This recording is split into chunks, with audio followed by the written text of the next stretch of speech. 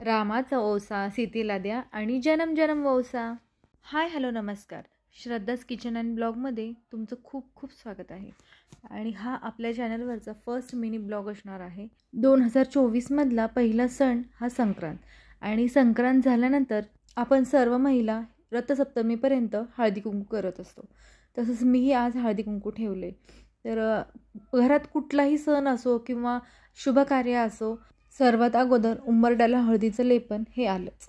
तसंच मी आज सर्व घरात साफसफाई केल्यानंतर उंबरड्याला हळदीचं लेपन केलं, देवपूजा आटोपली, घरातली सर्व कामं आटोपली आणि माझ्या हळदी कुंकाच्या तयारीला मी सुरुवात केली. तर वाणाचं काय आणायचं होतं किंवा काय वाटायचं हे मी 2 दिवसापासून विचारच करत होते. तसं वाणही आणला गेला. मी आदल्या दिवशी सगळी वाणाची तयारी केली आणि ज्या दिवशी हळदी कुंकू करायचं होतं त्या दिवशी सगळी आवरसावर केल्यानंतर मी छान अशी टेबलवरती मस्त पानाफुलांची आणि त्याचबरोबर आपल्या स्त्रियांचा जो शृंगार असतो ना, त्यानं छान असं छोटंसं डेकोरेशन तयार केलं. आणि घरात काही कार्य असलं तर मग 1-2 कामं वाढतात. तर आणि त्यातच काय झाले, आमच्या आई म्हणजेच आमच्या सासूबाई गेल्या तर गावी, त्यांच्या आईंना बरं नाही आहे आणि मला कामाला हातभार म्हणून आमची दिदूबाई म्हणजेच माझी भाची तिनं मला छान रांगोळी काढून दिली आणि म्हटली मामी मी काढू का? म्हटलं काढ बाई. सकाळीच माझ्या नणंदबाई आणि भाची आल्या होत्या.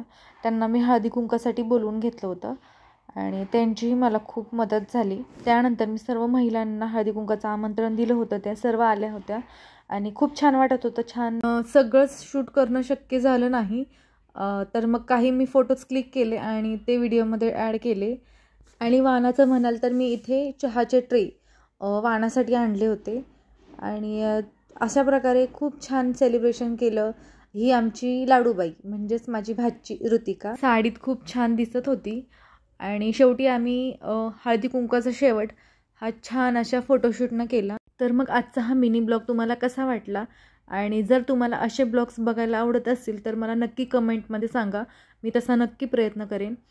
तर व्हिडिओ आवडला असेल तर व्हिडिओला लाईक करा आणि नवीन व्हिडिओ पाहण्यासाठी चॅनलला सबस्क्राईब करा. पुन्हा भेटूया नवीन व्हिडिओमध्ये. तोपर्यंत धन्यवाद.